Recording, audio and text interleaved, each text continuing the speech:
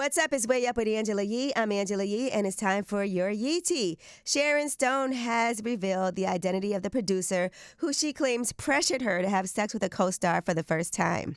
Now, the producer that she claims did this is Robert Evans. She had actually discussed this situation in her memoir back in 2021, and now she is revealing the movie was called Sliver, and he had instructed her to have sex with Billy Baldwin. Yes, he's one of the Baldwins.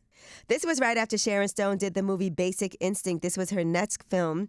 And she said, they expected me to bring home another giant smash hit, and they gave me casting approval, and they gave me all these approvals. But then when it came time for me to do it, they told me it was a vanity deal and I couldn't have my approvals. Then they started to try to blame me for their mistakes, and they made terrible mistakes in the way that they hired directors and cast.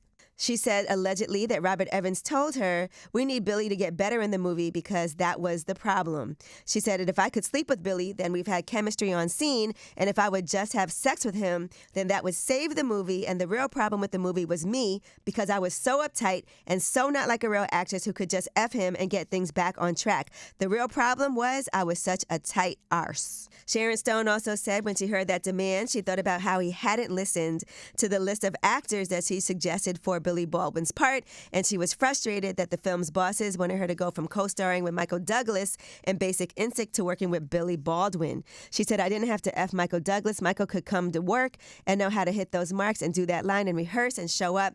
Now, all of a sudden, I'm in the I have to F people business. Well, Billy Baldwin has since responded to these claims. Now, he went on social media and said, does she still have a crush on me, or is she still hurt after all these years because I shunned her advances? I have so much dirt on her, it would make her head spin, but I've kept quiet. He said, I wonder if I should write a book and tell the many, many disturbing, kinky, and unprofessional tales about Sharon. That might be fun.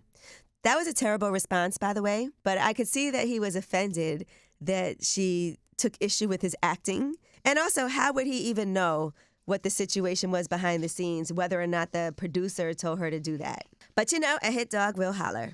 All right, Ayesha Curry has responded to Drake's lyrics about her on Erase My Mind. Here's what he had to say on the song. Posted that pic you sent me, it wasn't recent enough. How I'm supposed to wife it, you not Ayesha enough. Well, while Ayesha Curry was on Watch What Happens Live, here's what she had to say in response to that verse. Yeah, I think I was dumbfounded, but that's like our family. And so I think I was appreciative that they respect me so much that they feel that I'm a great wife. So I was appreciative. Mm-hmm.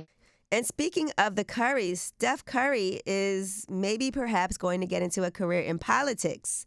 Here's what he was asked on CBS Mornings about whether or not he would run for office. Do you have an interest in politics? I have an interest in leveraging every part of my influence for good in the way that I can. So if that's the way to do it, then I'm not saying the presidency, but if politics, that's May, babe, but I'm saying if politics is a way that you can create meaningful change, or if there's another way outside of politics, that we can do. You're not ruling it out. No.